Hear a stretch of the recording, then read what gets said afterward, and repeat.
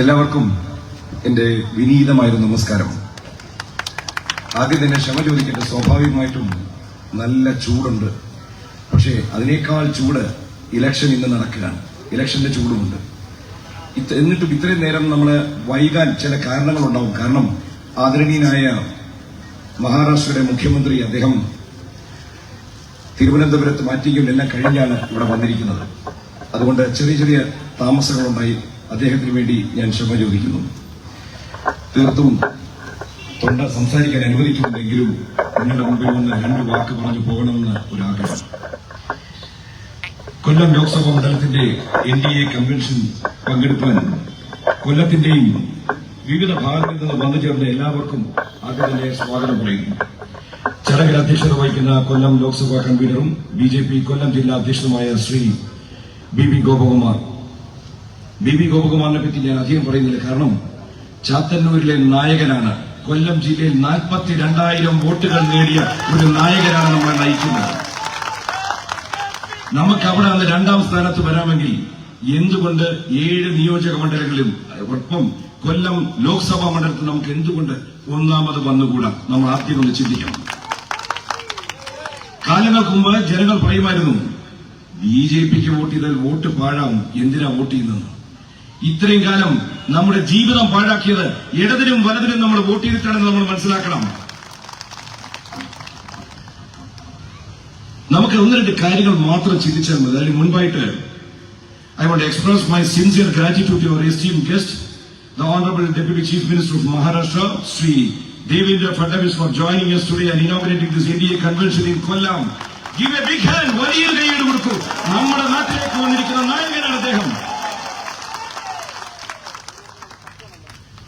ചെറിയ ചെറിയ കാര്യങ്ങൾ മാത്രം നമ്മൾ ചിന്തിച്ചാൽ മതി.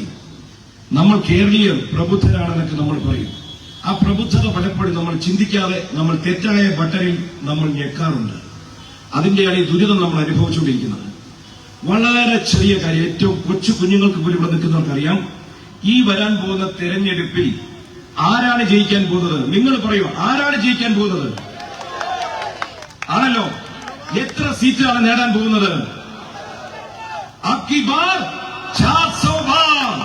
ആണല്ലോ. അങ്ങനെയാണെങ്കിൽ നമുക്ക് ഉറപ്പുണ്ട് ആരാണ് ജയിക്കാൻ പോകുന്നത്? BJPയാണ് ജയിക്കാൻ പോകുന്നത്. അപ്പോ നമ്മൾ ഇവിടെ നിന്ന് തിരഞ്ഞെടുത്ത് വിടേണ്ടത് ആരെയാണ്? BJPയുടെ പ്രതിനിധിയാണോ ആ അവിയൽ മുന്നണിയായ ഇന്ത്യയുടെ ആൾക്കാരെയാണ് അയക്കേണ്ടത്? നിങ്ങൾ പറയൂ, ആരെയാണ് ജയിപ്പിച്ചു വിടേണ്ടത്? ആണല്ലോ. അപ്പോ വളരെ ക്ലിയർ ആയിട്ട് അറിയാം ഇത്തവണ ജയിക്കാൻ പോകുന്നത് BJPയാണ്. ഇതിനു മുമ്പൊക്കെ ഒരു ഇലക്ഷൻ നടക്കുമ്പോൾ ഇലക്ഷന്റെ തീരുമാനം റിസൾട്ട് വന്നതിന് ശേഷം മാത്രമാണ് ആര് ജയിക്കാൻ പോകുന്നത് മനസ്സിലാക്കുന്നത്. എന്നാൽ ചരിത്രത്തിലാദ്യമായി ഇലക്ഷന് മുൻപ് തന്നെ റിസൾട്ട് വന്നിരിക്കുന്നു. നരേന്ദ്രമോദിജിയുടെ സർക്കാരാണ് ഭരണത്തിൽ വരാൻ പോകുന്നതെന്ന്. അങ്ങനെ വരുമ്പോൾ ഒറ്റ കാര്യം മാത്രം. കാരണം 2014 ഇലക്ഷന്റെ വിഷയങ്ങൾ എന്തൊക്കെയായിരുന്നു ചർച്ചയ്ക്ക് വന്നത്? തീവ്രവാദവും കൊടുമ്പിരി കൊണ്ട അഴിമതി. ഓർക്കുന്നുണ്ടല്ലോ, 2G സ്പെക്ട്രം കേസ്. ആ കേസ് 10,000 കോടിക്കണക്കിന് അഴിമതി. 10 വർഷം കഴിഞ്ഞപ്പോൾ ഇന്ന് നമ്മൾ സംസാരിക്കുന്ന ഒരേ വിഷയം മാത്രം, ഈ രാജ്യത്തിന്റെ വികസനം മാത്രമാണ് സംസാരിക്കുന്നത്. വരും തലമുറയ്ക്ക് നല്ലൊരു ജീവിതം കൊടുക്കണമെന്നുണ്ടെങ്കിൽ എന്റെ പെണ്ണു മാതാപിതാക്കളെ, സഹോദരിമാരെ, സഹോദരന്മാരെ, കൊല്ലത്തുള്ള എല്ലാവരും ചിന്തിക്കൂ. നമ്മുടെ വരും തലമുറയ്ക്ക് നല്ലൊരു ഭാവി കൊടുക്കണമെന്നുണ്ടെങ്കിൽ ഒരേ ഒരു വ്യക്തി മാത്രമാണെന്ന് ഭാരതത്തിലുള്ള ആ ചിന്തയുള്ളത്. അതാണ് നമ്മുടെ നരേന്ദ്രമോദിജി. അദ്ദേഹത്തിനെ വൻപിച്ച ഭൂരിപക്ഷത്തിൽ വോട്ട് ചെയ്ത് BJP ക്കണം. അതിനായിട്ട് നമുക്ക് എന്താ ചെയ്യേണ്ടത്? അദ്ദേഹത്തിന്റെ എല്ലാ പദ്ധതികളും അതേപോലെ കൊല്ലത്തും വരണം, പുനലൂരിലും വരണം, ചവറയിലും വരണം, എല്ലായിടത്തും വരണമെങ്കിൽ അദ്ദേഹത്തിനെ നമ്മൾ സഹായിക്കേണ്ടത് അദ്ദേഹത്തിന്റെ പ്രതിനിധിയിലൂടെ ഇവിടെ വികസനം കൊണ്ടുവരണം. ഇവിടെ ഇപ്പോ 40 കൊല്ലം അടഞ്ഞു കിടന്ന നമ്മുടെ ബൈപ്പാസ് 2014 തുടങ്ങിയപ്പോൾ ഒരു ഒളിപ്പുമില്ലാതെ ഇവിടുത്തെ MP അവിടെ ഫ്ലെക്സും വെച്ച് ചിരിച്ചുകൊണ്ടിരിക്കൊണ്ട് ഞാൻ കൊണ്ടതാണെന്ന് പറഞ്ഞുകൊണ്ട്, അതുപോലെ തന്നെ ഈ മന്ത്രിസഭ അതായത് ലോക്സഭ തീരാറായപ്പോൾ അദ്ദേഹം ഇവിടുത്തെ MP പോയിട്ട് പ്രൈം മിനിസ്റ്ററുടെ കൂടെ ഭക്ഷണം കഴിക്കുന്നു. തെറ്റില്ല, അദ്ദേഹം വിളിച്ചു പോകുന്നു. എന്നിട്ട് അദ്ദേഹം തന്നെ പറഞ്ഞുകൊണ്ടിരിക്കുന്നു, മികച്ച പ്രധാനമന്ത്രിയുടെ കൂടെ ഞാൻ ഇരിക്കുന്നു. അപ്പോ പ്രതിപക്ഷം പോലും പറയുന്നത് എന്താണ്? നമുക്ക് നരേന്ദ്രമോദിയാണ് വേണ്ടത്. പ്രതിപക്ഷത്തിൽ പോലും ഖർഗേജി ആ പാർലമെന്റിൽ വിളിച്ചുകൊണ്ട് അപ്പൊ അവര് പോലും പറയുന്നു BJP ആണ് വരാൻ പോകുന്നത്. ഇനി നമ്മൾ ഒന്നും സംശയിക്കേണ്ട കാര്യമില്ല. നമ്മൾ ഇന്നു മുതൽ പറഞ്ഞു തുടങ്ങണം.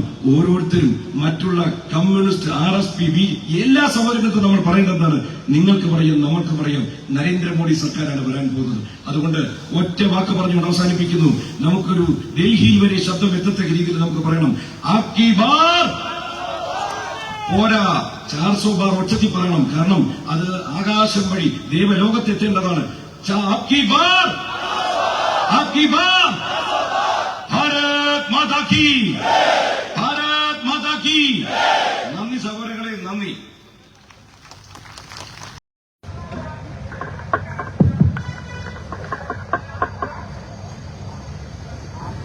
നമ്മുടെ ഈ സമ്മേളന മൈതാനത്തിന്റെ പരിസരത്ത് ഈ സമ്മേളനത്തിൽ പങ്കെടുക്കാനായി എത്തിയിട്ടുള്ള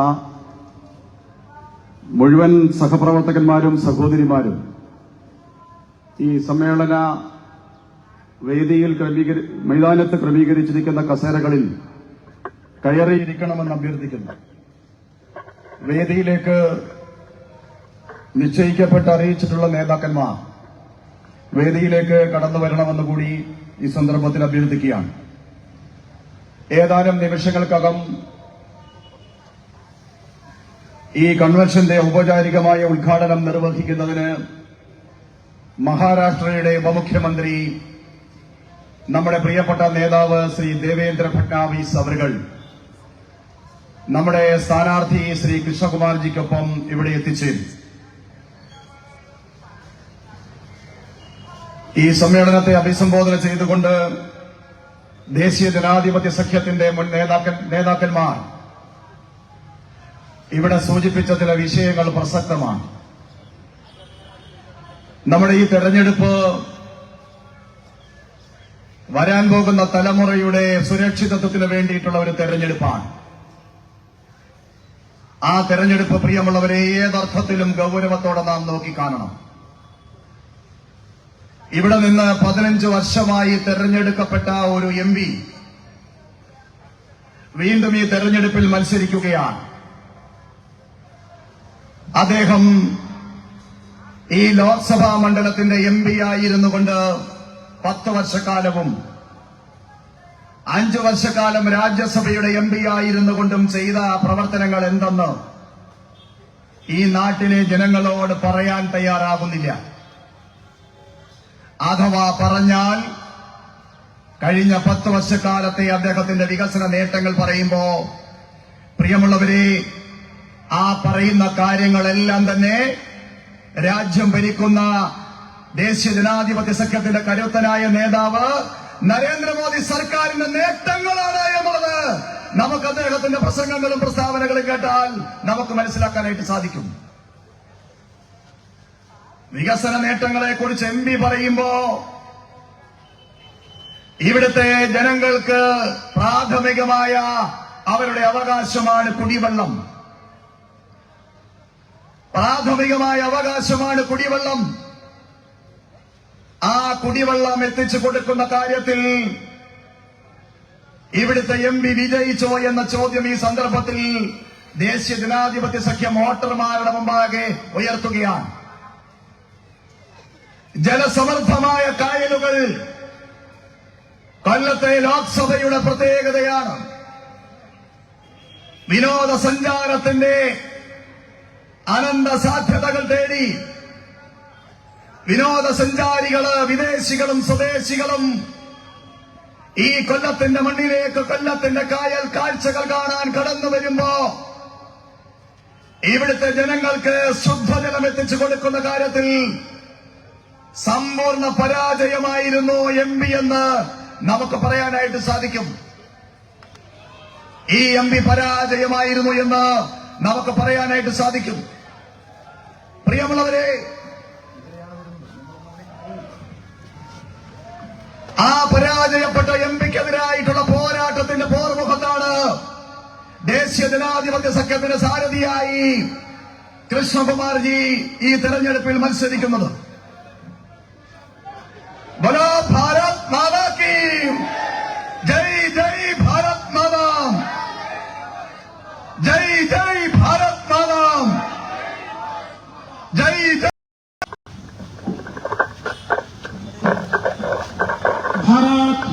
की भारत माता की भारत माता की।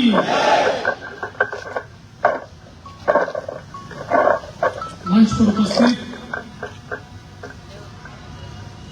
हमारे कैंडिडेट और जो who is going to win because of your आशीर्वाद, because of your blessings, Shri Krishna Kumar ji, Panchel Sandeep ji, NDA convener B B Gopa Kumar ji, K Soman ji, M S Shyam Kumar ji, K Sivadasan ji, Hari Kumar ji, Satish Kumar ji, Manikandan ji, Vinod ji, Girija K S, Shrimati Girija K S, Shri Mathura Surendran ji, Shri Prashant ji, all the dignitaries who are present on the dais, നമസ്കാരം. എല്ലാ പ്രിയപ്പെട്ട സുഹൃത്തുക്കളും അമ്മ പെങ്ങന്മാർക്കും സഹോദരങ്ങൾക്കും വിനീത നമസ്കാരം.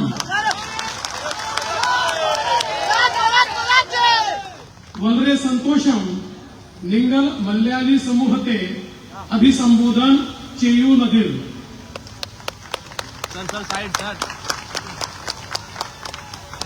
I don't know more Malayali, but I am very happy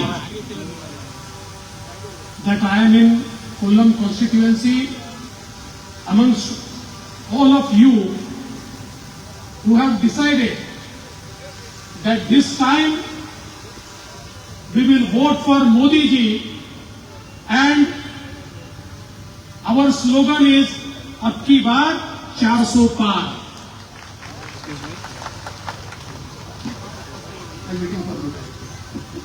വേദിയിലിരിക്കുന്ന നിങ്ങളുടെ എല്ലാവരുടെയും ആശീർവാദത്താൽ വരാൻ പോകുന്ന തെരഞ്ഞെടുപ്പിൽ ജയിക്കാൻ പോകുന്ന Shri Krishnakumarji, Shri Sandeep ji, Shri B B Gopakumarji, Shri K Soman അവർ, മറ്റ് ബഹുമാനപ്പെട്ടിട്ടുള്ള നേതാക്കളെ, നിങ്ങൾക്ക് എന്റെ നമസ്കാരം. ഞാനിവിടെ പറഞ്ഞതിൽ കൂടുതൽ മലയാളം എനിക്കറിയില്ല. എന്നിരുന്നാലും ഞാനിവിടെ നിൽക്കുന്നതിൽ സന്തോഷവാനാണ്. കാരണം നിങ്ങളെല്ലാവരും മോദിജിക്ക് വോട്ട് ചെയ്ത്, ഇത്തവണ 400-ലധികം വോട്ടുകൾ മോദിജിക്ക് വോട്ട് ചെയ്ത് ബിജെപി വിജയത്തിലേക്കുവാൻ വേണ്ടി പോകുന്ന ആളുകളാണ്. Our languages may be different, but we are part of one family, and that family is Bharat family, that family is BJP family, and that family is Modi ka parivar, Modi family. നമ്മുടെ ഭാഷകൾ വ്യത്യസ്തമാണ്, പക്ഷേ നാം ഒരു കുടുംബത്തിൽ നിന്നുള്ളവരാണ്. നാം ഭാരതം എന്നുള്ള കുടുംബത്തിൽ നിന്നുള്ളവരാണ്. നാം ബിജെപി എന്നുള്ള കുടുംബത്തിൽ നിന്നുള്ളവരാണ്. നാം മോദിജിയുടെ കുടുംബത്തിൽ നിന്നുള്ളവരാണ്. This election is not between Krishna Kumar ji and Congress candidate or RSP candidate. This election is to select and elect the leader of our country. When we vote for Krishna Kumar ji, the vote goes to Prime Minister Narendra Modi ji. But when we vote to any other candidate, the vote goes to Rahul Gandhi ji. Now the people of Kerala have to decide whether they want Modi ji or Rahul Gandhi. The people of Kollam have to decide whether they want Modi ji to lead this country or Rahul Gandhi to lead this country. ഈ തെരഞ്ഞെടുപ്പ് ശ്രീ കൃഷ്ണകുമാർജിയും കോൺഗ്രസും തമ്മിലോ കൃഷ്ണകുമാർജിയും RSPയും തമ്മിലോ ഉള്ളതല്ല. ഈ തിരഞ്ഞെടുപ്പ് ഈ നാടിനെ നയിക്കുന്ന നേതാവ് ആരാണ് എന്ന് തീരുമാനിക്കാനുള്ളതാണ്. മോദിജിയെ വോട്ട് ചെയ്ത് വിജയിപ്പിച്ചിട്ടുണ്ടെങ്കിൽ ഈ നാട് വികസിക്കും. മറ്റുള്ള ആളുകൾക്ക് വോട്ട് ചെയ്ത് വിജയിപ്പിച്ചിട്ടുണ്ടെങ്കിൽ അത് രാഹുൽ ഗാന്ധിക്കായിരിക്കും പോവുക. അതുകൊണ്ട് കൊല്ലത്തെ പ്രബുദ്ധരായിട്ടുള്ള ജനങ്ങൾ മനസ്സിലാക്കണം ആർക്കാണ് വോട്ട് ചെയ്യേണ്ടത്, മോദിജിക്കാണോ വോട്ട് ചെയ്യേണ്ടതെന്ന്. There are only two factions. One faction is led by Modi ji, which is NDA, and another faction which is led by Rahul Gandhi, which is India Alliance.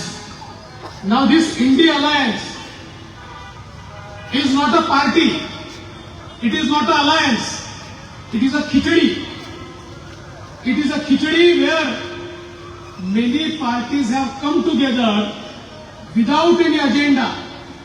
Modi ji's agenda is Vikasit Bharat, developed India.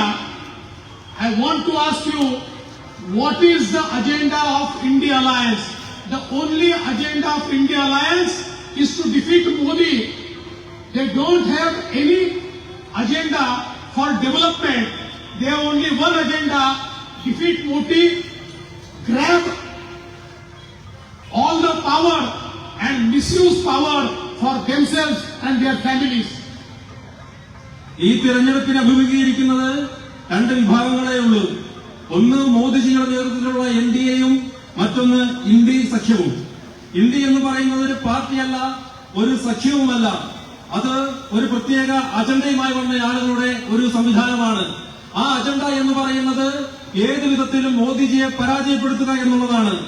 എന്നാൽ മോദിജിയുടെ agenda വികസനമാണ്, അവരുടേത് മോദിജിയുടെ പരാജയം എന്നുള്ളതും. Now look at the irony.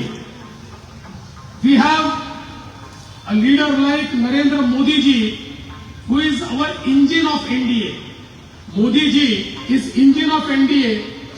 All other parties are bogies of NDA, and we have enough space for all the people to sit in our train, which is a train of development, which will go to the developed India of 2047. ഇവിടെ മനസ്സിലാക്കേണ്ടത്, നമ്മുടെ വാഹനത്തിന്റെ engine, NDA എന്ന വാഹനത്തിന്റെ engine മോദിജിയാണ്. മറ്റു പാർട്ടികൾ എന്ന് പറയുന്നത് ആ ട്രെയിനിന്റെ ബോഗികളുമാണ്. ആ ട്രെയിനിന്റെ ലക്ഷ്യം എന്ന് പറയുന്നത് വികസനത്തിന്റേതാണ്. അതുകൊണ്ട് ആ വികസനത്തിന് വേണ്ടി വോട്ട് ചെയ്യണോ എന്ന് ജനങ്ങൾ തീരുമാനിക്കേണ്ടതുമാണ്. But what about India Alliance? There is no bogie. Only engines are running. Every engine is running in different direction. And there is no place for citizens to sit in engine, because citizens cannot sit in engine. Citizens require bogie to sit. There is no bogie in India Alliance. It is an alliance of 26 engines which are moving towards different directions. India സഖ്യത്തിൽ ഓരോ ആളുകളും ചിന്തിക്കുന്നത് അവരാണ് engine എന്നുള്ളതാണ്. ആ India സഖ്യത്തിൽ ഒരു ബോഗിയില്ല. ബോഗിയില്ലാത്തത് കൊണ്ട് തന്നെ അവർക്ക് അവിടെ ആർക്കും ഇരിക്കുവാനും സാധിക്കുകയില്ല. അങ്ങനെ വിവിധ ദിശയിൽ പായുന്ന എഞ്ചിനുകളുടെ കൂട്ടം മാത്രമാണ് ഇന്ത്യ സഖ്യം എന്ന് പറയുന്നത്. It is an alliance where one engine pulls itself towards Kerala, other pulls itself toward Bihar, other pulls itself toward Tamil Nadu, some pulls itself towards Gujarat, some pulls itself to Delhi. Engine goes nowhere, there is no development, everything is standstill.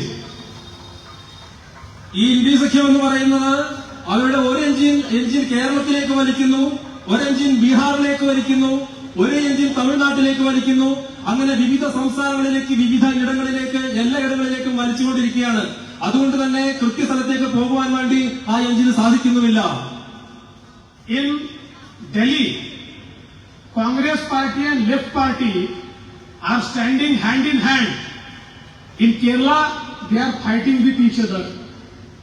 RSP in Bengal is with left parties, RSP in Kerala is with Congress. So, there is no cohesiveness in this alliance. It is a opportunistic alliance, the only alliance which wants to save family Raj, dynastic Raj. It's an alliance not for development of people of India. It is only for the development of leaders' children. It is only for the development of the dynasty. ഡൽഹിയിൽ കോൺഗ്രസും ഇടതുകക്ഷികളും പരസ്പരം കൈകോർക്കുന്നു. കേരളത്തിൽ കോൺഗ്രസും ഇടതുകക്ഷികളും പരസ്പരം മത്സരിക്കുന്നു.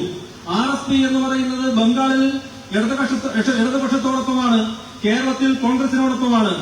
ഇതിൽ സഖ്യമല്ല ഉള്ളത്, സ്നേഹമല്ല ഉള്ളത്. ഇത് അവസരവാദികളുടെ സഖ്യമാണ്. കുടുംബാധിപത്യത്തിന്റെ സഖ്യമാണ്, കുടുംബാധിപത്യത്തിന് വേണ്ടിയിട്ടുള്ള സഖ്യമാണ്.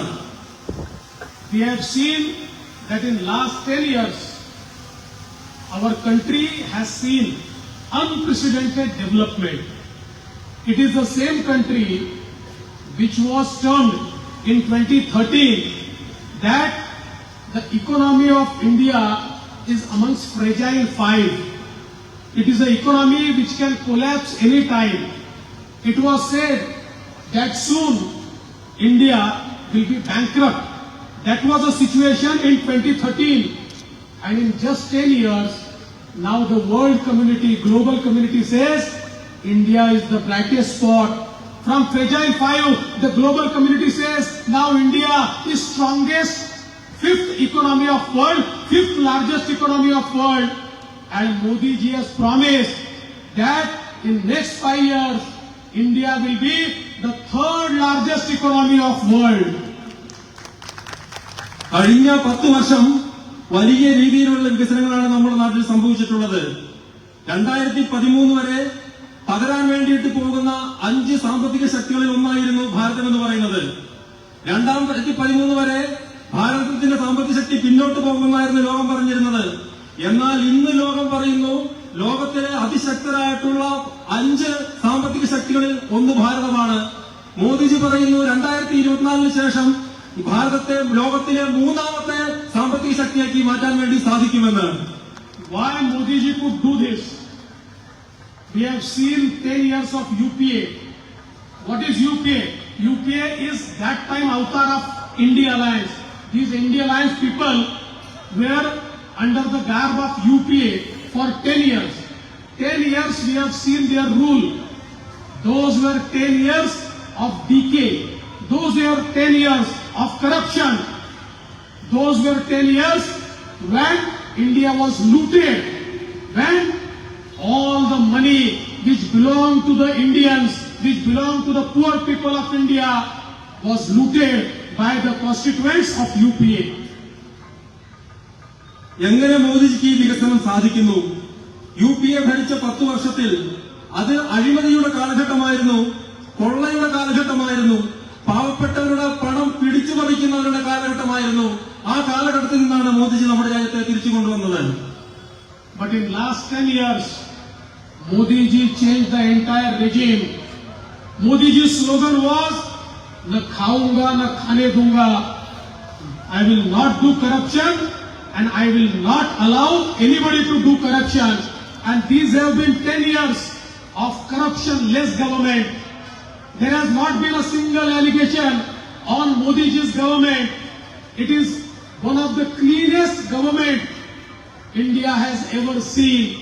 It is one of the most transparent government India has ever seen. കഴിഞ്ഞ 10 വർഷമായി മോദിജിയുടെ മുദ്രാവാക്യം എന്ന് പറയുന്നത് ഞാൻ കഴിക്കുകയുമില്ല കഴിപ്പിക്കുകയുമില്ല എന്നുള്ളതാണ്. എന്ന് പറഞ്ഞാൽ ആരെയും അഴിമതി കാണിക്കാൻ ഞാൻ സമ്മതിക്കുകയുമില്ല, ഞാൻ അഴിമതി ചെയ്യുകയും ചെയ്യുകയില്ല എന്നുള്ളതാണ്. കഴിഞ്ഞ 10 വർഷം എന്ന് പറയുന്നത് അഴിമതി ഇല്ലാത്തതിന്റെ 10 വർഷമായിരുന്നു, സുതാര്യതയുടെ 10 വർഷമായിരുന്നു, സദ്ഭരണത്തിന്റെ 10 വർഷമായിരുന്നു. These India Alliance people said, how will Modi ji understand mood of people? Modi ji is single, he does not have family. One must have family to understand what are the needs of family. But let me tell you, 140 crore people of India are Modi ji's family. All other parties are working for their own family, but Modi ji is one person who is working 24/7 for 140 crore constituents of his family. His family members are all those who are sitting here and all those who are living in this country. India സഖ്യം ചിന്തിക്കുന്നു മോദിജി എങ്ങനെയാണ് ജനങ്ങളുടെ മാനസികാവസ്ഥ മനസ്സിലാക്കുന്നതെന്ന്. അവർ പറയുന്നു മോദിജിക്ക് കുടുംബമില്ല, കുടുംബമില്ലാത്ത ആൾ എങ്ങനെയാണ് കുടുംബങ്ങളുടെ പ്രശ്നങ്ങൾ മനസ്സിലാക്കുന്നതെന്ന്. പക്ഷെ ഈ രാജ്യത്തെ 140 കോടി ജനങ്ങളും മോദിജിയുടെ കുടുംബാംഗങ്ങളാണ്.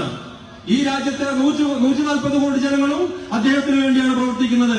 ഇവിടെ ഇരിക്കുന്ന ഓരോ ആളുകളും മോദിജിയുടെ കുടുംബത്തിലെ ഓരോരോ അംഗങ്ങളാണ്. Modiji has changed the delivery system of India. There was a time when Prime Minister of India, Rajiv Gandhi ji used to say, I send 1 rupee from Delhi, only 15 paise reaches Kolam, 85 paise are eaten in corruption. But Modi ji said, if I send 1 rupee from Delhi, the whole 1 rupee will come to Kolam. I will not allow a single penny to be spent under corruption. Modiji കഴിഞ്ഞ 10 വർഷത്തിനുള്ളിൽ ജനങ്ങളിലേക്ക് സാമ്പത്തികം എത്തിക്കുന്നതിന്റെ സംവിധാനങ്ങൾ മാറ്റിമറിക്കുക തന്നെ ചെയ്തു.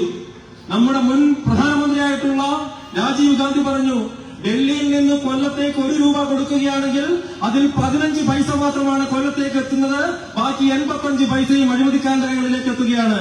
പക്ഷേ മോദിജി പറഞ്ഞു, ഡൽഹിയിൽ നിന്ന് കൊല്ലത്തേക്ക് 1 രൂപ ഞാൻ അയക്കുകയാണെങ്കിൽ ആ 1 രൂപ കൊല്ലംകാരുടെ കയ്യിൽ കിട്ടുക തന്നെ ചെയ്യും. Congress for several years used to talk about poverty alleviation. Garibi hatao. That was Congress slogan. But after 60 years of rule of the Congress, they could not remove poverty. They removed poor people, but they could not remove poverty. But look what Modi ji did in just 10 years. In the 10 years of Modi ji, 25 crore people have come above poverty line, and the extreme poverty in India has gone down from 35-40% to less than 3%. That is the Modi magic. Congress സർക്കാർ രാജ്യത്തിന്റെ ദാരിദ്ര്യ നിർമ്മാർജ്ജനത്തെ കുറിച്ച് പറഞ്ഞു. പക്ഷേ കഴിഞ്ഞ 60 വർഷത്തിനുള്ളിലും 60 വർഷത്തിന് ശേഷവും രാജ്യത്തെ ദാരിദ്ര്യം തുടച്ചു നീക്കാൻ അവരെ കൊണ്ട് ആയിട്ടില്ല. അവർ പാവങ്ങളെ കുറിച്ച് പറഞ്ഞു. അവർ പാവങ്ങളെ തുടച്ചു മാറ്റുകയാണ് ചെയ്തത്, പകരം ദാരിദ്ര്യത്തെയല്ല. പക്ഷേ കഴിഞ്ഞ 10 വർഷത്തിനകത്ത് 25 കോടി ജനങ്ങളെയാണ് മോദിജി ദാരിദ്ര്യരേഖയ്ക്ക് മുകളിലേക്ക് ഉയർത്തിക്കൊണ്ടുവന്നത്. ഒരു 40% ദരിദ്രരുണ്ടായിരുന്ന രാജ്യത്ത് കേവലം 3% ദരിദ്രരാക്കി മാറ്റാൻ വേണ്ടിയിട്ട് മോദിജിക്ക് സാധിക്കുകയുണ്ടായി.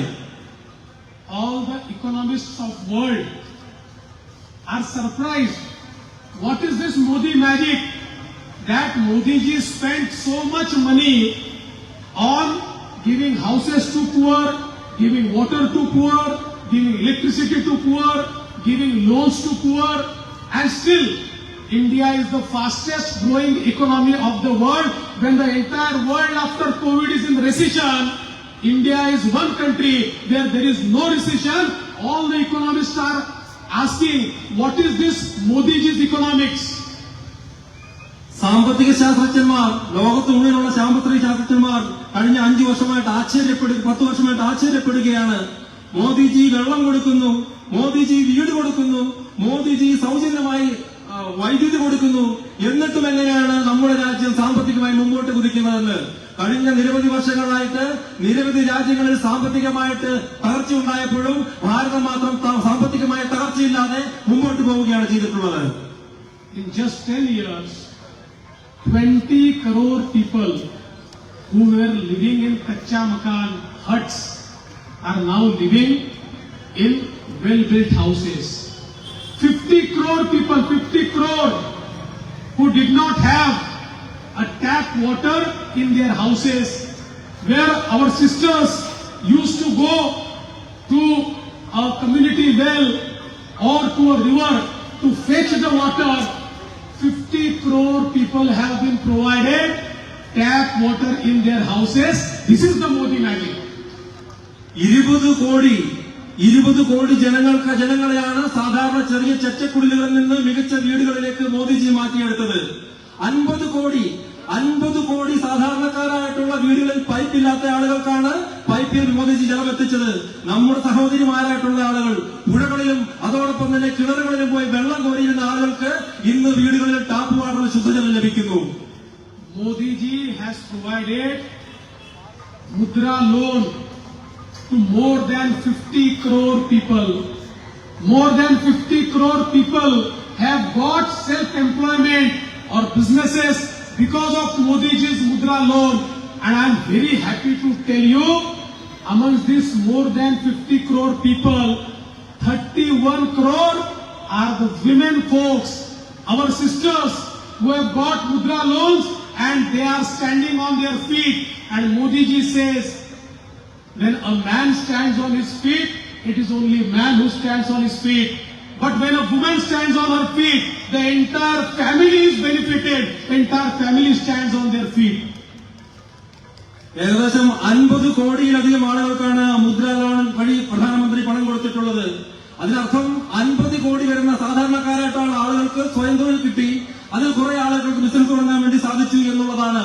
മനസ്സിലാക്കേണ്ടത് ഇതിൽ 31 കോടി ആളുകൾ സ്ത്രീകളാണെന്നുള്ളതാണ്, നമ്മുടെ സഹോദരിമാരുള്ളതാണ് എന്നുള്ളതാണ്. മോദിജി പറയുകയാണ്, ഒരു പുരുഷൻ തന്റെ സ്വന്തം കാലിൽ നിൽക്കുകയാണെങ്കിൽ അവന് സ്വയം നിൽക്കാൻ വേണ്ടി സാധിക്കുമെന്നാണ് നാം പറയുന്നത്. പക്ഷേ ഒരു സ്ത്രീ തന്റെ സ്വന്തം കാലിൽ നിൽക്കുകയാണെങ്കിൽ ഒരു കുടുംബം സ്വന്തം കാലിൽ നിൽക്കാനാകും എന്നാണ് മോദിജി പറയുന്നത്. അത് തന്നെയാണ് Modi വാചിക്കും. Look at the infrastructure created by Prime Minister Modi ji. The number of highways. You just look at Kollam and you will find so many highways are being built. The ring road, which was started in 1972, could not be built. But it was Prime Minister Modi ji's government which started building this road in 2014, and he only inaugurated it. And so many other highways, our connectivity to Tamil Nadu, everything is being built by Prime Minister Modi ji. നമ്മുടെ അടിസ്ഥാന വികസന രംഗത്തേക്ക് നോക്കൂ, ഹൈവേകൾ നോക്കൂ. Ring road 1972 തുടങ്ങിയിട്ടും ഇതുവരെ അത് പൂർത്തിയാക്കാൻ വേണ്ടി സാധിച്ചില്ല. പക്ഷേ 2014 മോദിജി വന്നതിന് ശേഷം അതിന്റെ ഉദ്ഘാടന കർമ്മങ്ങൾ നിർവഹിച്ചു. ഇവിടെ മാത്രവുമല്ല, തമിഴ്നാട്ടിലേക്ക്, അങ്ങനെ എല്ലായിടങ്ങളിലും നമ്മുടെ അടിസ്ഥാന സൗകര്യങ്ങൾ വളരെ വലിയ രീതിയിൽ വികസിച്ചിരിക്കുകയാണ്. Modi ji is changing all the railway stations, rebuilding the railway stations, and when these railway stations will be built, they would seem like an airport. Because Modi ji says railway connectivity is Aam Aadmi's, common man's connectivity. Why should railway station be filthy? Why should they be unclean? Why should they be shabby? So Modi ji has started building all the new railway stations. I think a new railway station is also being built in Kollam. Now Modi ji is building railway station, and our present MP is putting his boards. He has no contribution. It is only because of Modi ji that this railway station is being built.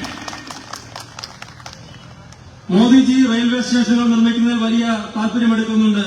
Modiji പറയുന്നത് നിലവിലെ railway സ്റ്റേഷനുകൾ എയർപോർട്ടുകൾ പോലെയായി മാറണമെന്നുള്ളതാണ്.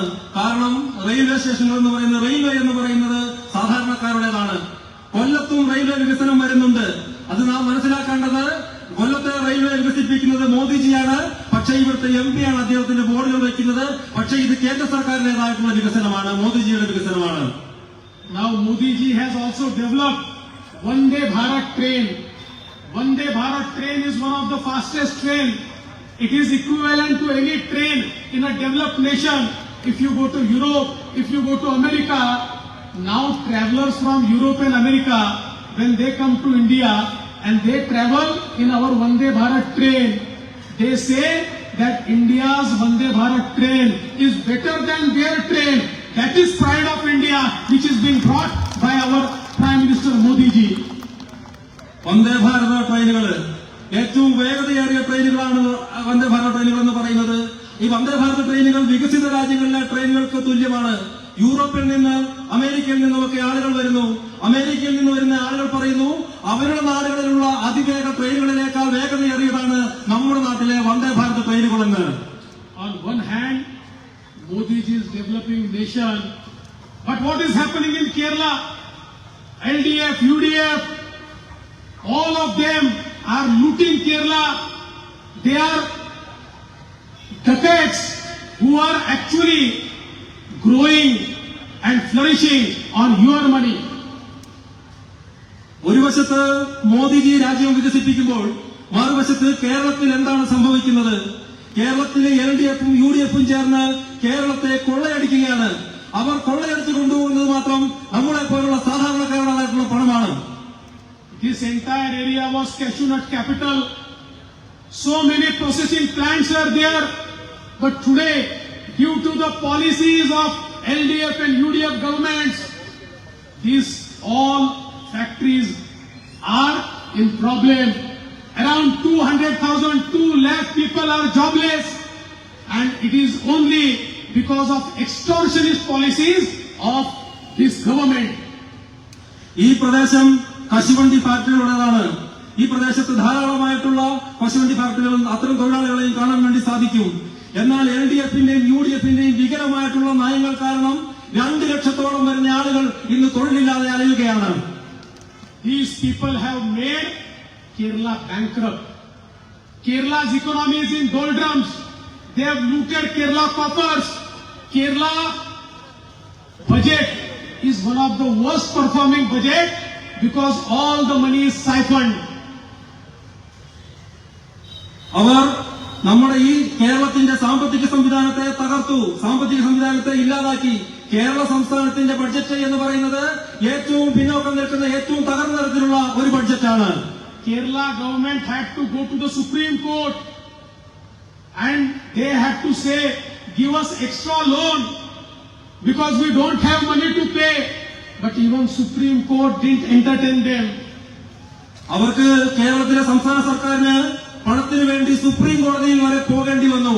പക്ഷേ supreme കോടതിയിൽ പോയിട്ടും supreme കോടതി പോലും അവരുടെ വാദത്തെ പ്രോത്സാഹിപ്പിച്ചിട്ടില്ല. I would like to ask, when India is flourishing, when Indian economy is booming, when Indian economy is touching new heights, why Kerala is going down? It is going down just because there is an absolutely corrupt government in Kerala. India വികസിക്കുമ്പോൾ, India പുതിയ തലങ്ങളിലേക്ക് പോകുമ്പോൾ, പുതിയ മേഖലകളെ തൊടുമ്പോൾ കേരളം എന്തുകൊണ്ടാണ് പിന്നോട്ട് പോകുന്നത്? അതിന് കാരണം ഒന്ന് മാത്രമാണ്, ഇവിടുത്തെ സർക്കാരുകൾ, മാറി മാറി വരുന്ന സർക്കാരുകൾ കേരളത്തെ കൊള്ളയടിക്കുകയാണ് പൂർണ്ണമായിട്ടും. It is a government which doesn't spend money given by the central government. When schemes for the people of Kerala are initiated by central government and money is given to the Kerala government, this government says that if we implement these schemes, if these schemes reaches the last man, then they will vote for BJP, they will vote for Modi, and that is why they don't spend money.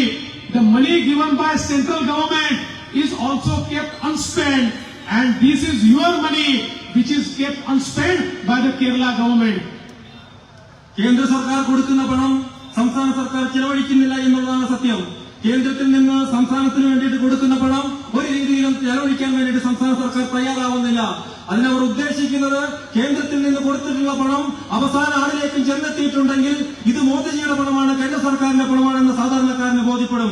അതില്ലാതാകുവാൻ വേണ്ടിയിട്ട്, അതിനെ സംഭവിക്കാതിരിക്കാൻ വേണ്ടിയിട്ട് കേന്ദ്രത്തിൽ നിന്നുള്ള ഒരു പണം പോലും ചെലവഴിക്കാൻ വേണ്ടിയിട്ട് സംസ്ഥാന സർക്കാർ തയ്യാറാവുന്നില്ല.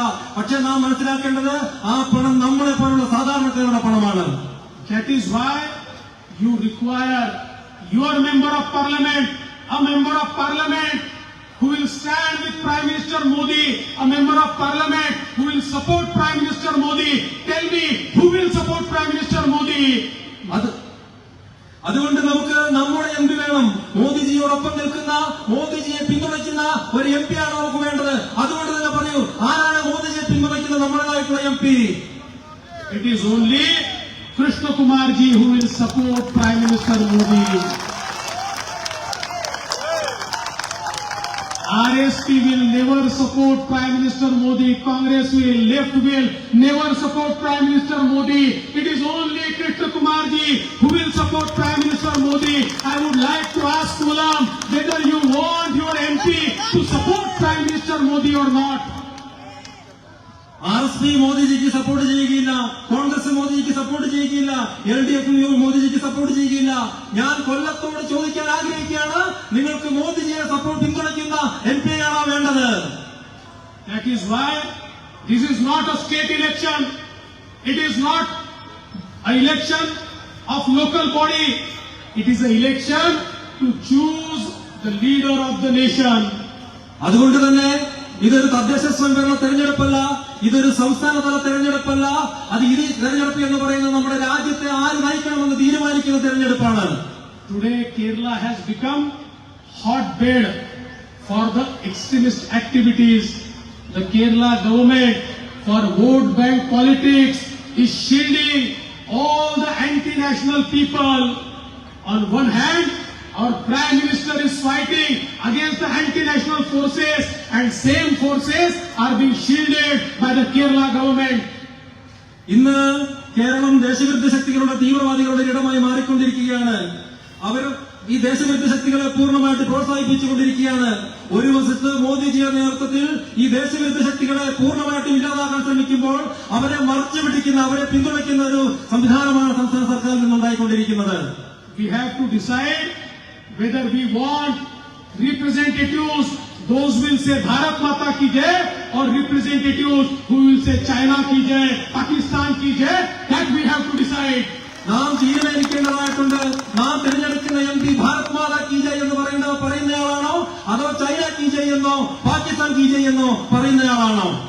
And that is why I am telling you, I have come here to tell you that it is the right time to act. It is the right time to change. It is the right time to put in a proper person. It is the right time to elect a person who will stand with Modi ji and say Bharat Mata ki jai. അതുകൊണ്ടാണ് ഞാൻ ഈ കൊല്ലത്ത് വന്നിട്ടുള്ളത്. ഇതാണ് ശരിയായ സമയവും ഇതാണ് ശരിയായ അവസരവും ഒരു ചേഞ്ചിന് വേണ്ടിയിട്ട് ഇവിടെ മോദിജിക്കൊപ്പം നിൽക്കുന്ന, മോദിജിക്ക് പിന്തുണ നൽകുന്ന, ഭാരത് മാതാ കി ജയ് എന്ന് വിളിക്കുന്ന ഒരാളെയാണ് ഇവിടെ നാം ജയിപ്പിക്കേണ്ടതായിട്ടുള്ളത്. Look at our Krishna Kumar ji. He is a real life hero.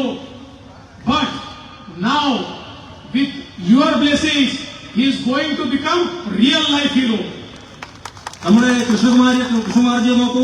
അദ്ദേഹം ഒരു റിയൽ ഹീറോയാണ്, ചലച്ചിത്ര നായകനാണ്. പക്ഷേ നമ്മൾ അദ്ദേഹത്തെ ഒരു യഥാർത്ഥ ജീവിതത്തിലെ റിയൽ ലൈഫ് ഹീറോയാക്കി മാറ്റേണ്ടതായിട്ടുണ്ട്. And I am sure that with your vote, it is not a vote to Krishna Kumar ji, it is vote to Modi ji. Your one vote will change the fate of Kerala. Your one vote will change the lives of your generations to come. അതുകൊണ്ട് തന്നെ ഞാൻ നിങ്ങളോട് പറയുകയാണ്, നിങ്ങളുടെ ഒരു vote എന്ന് പറയുന്നത് കൃഷ്ണകുമാർജിക്കുള്ള vote മാത്രമല്ല, അത് NDA സർക്കാരിനുള്ള, BJPക്കുള്ള, മോദിജിക്കുള്ള വോട്ട് തന്നെയാണ്. നിങ്ങളുടെ ഒരു വോട്ട് എന്ന് പറയുന്നത് നമ്മുടെ വരും തലമുറയ്ക്ക് വേണ്ടിയിട്ടുള്ള, അവരുടെ ജീവിതങ്ങളെ മാറ്റിമറിക്കുന്നതിന് വേണ്ടിയിട്ടുള്ള വോട്ട് കൂടിയാണ്. At the end, I would like to say that Modi ji has clearly said, पिछले 10 साल ट्रेलर थे, पिक्चर अभी बाकी है. അതുതന്നെയാണ് പറയുന്നത്. മോദിജി പറയുകയുണ്ടായി, കഴിഞ്ഞ 10 വർഷം എന്ന് പറയുന്നത് വെറും ട്രെയിലർ മാത്രമാണ്, സിനിമയിൽ വരാൻ വേണ്ടി പോകുന്നത് മാത്രമേ ഉള്ളൂ. Next 5 years will be path breaking years. Next 5 years will be foundation years for Vikasit Bharat, developed India. And all of us, we are very fortunate that we are here to support a leader like Modi ji. It is not a vote to Modi ji, it is not a vote to Bharatiya Janata Party, it is a vote to Vikasit Bharat, a developed India. അടുത്ത 5 വർഷം നമ്മുടെ വികസനത്തിന്റെ അടിസ്ഥാന തലത്തിൽ വലിയ മാറ്റങ്ങൾ വരാൻ വേണ്ടിയിട്ട് പോവുകയാണ്. നാം ഭാഗ്യവാന്മാരാണ്, കാരണം നാം മോദിക്ക് വോട്ട് ചെയ്യുന്നുണ്ട്.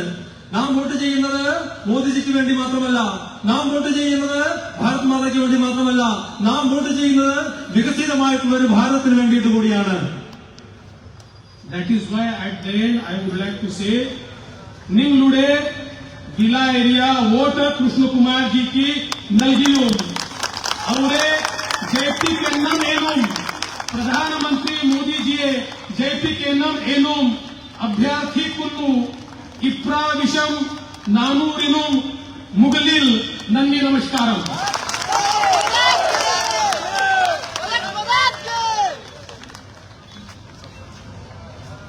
സമ്മേളന പരിപാടി നീട്ടിക്കൊണ്ടു പോകുന്നില്ല. ഇന്ന് അവർ ഇലക്ഷൻ കമ്മിറ്റിയുടെ രൂപീകരണം കൂടിയുണ്ട്. ഇതിന് മുഖ്യ രക്ഷാധികാരിയായിട്ട് ശ്രീ R. രാധാകൃഷ്ണനെയും ഇതിന്റെ ചെയർമാനായിട്ട് ശ്രീ MS ശാംകുമാർ അടക്കമുള്ള ഇതിന്റെ വൈസ് ചെയർമാൻമാർ, മുഖ്യ രക്ഷാധികാരികൾ, മറ്റ് രക്ഷാധികാരികൾ അടക്കമുള്ള NDAയുടെ തന്നെ ഒരു സംവിധാനം, ശ്രീ പച്ചേരി സന്ദീപിന്റെ കൺവീനറായിട്ടുള്ള NDA സംവിധാനം, ഈ തെരഞ്ഞെടുപ്പ് കമ്മിറ്റി, ഈ കമ്മിറ്റിയുടെ നേതൃത്വത്തിൽ തുടർന്നുള്ള നമ്മുടെ പ്രവർത്തനം കൃഷ്ണകുമാർജിയെ വിജയിപ്പിക്കുന്നുണ്ടാവണം എന്ന് മാത്രമാണ് ഈ അവസരത്തിൽ അഭ്യർത്ഥിക്കാനുള്ളത്.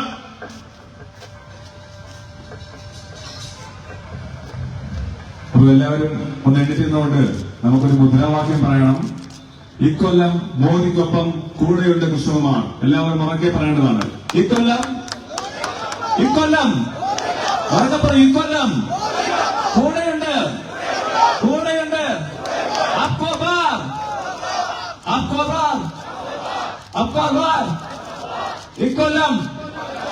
ഇക്കൊല്ലം ബോലോ ഭാരത് മാതാ കി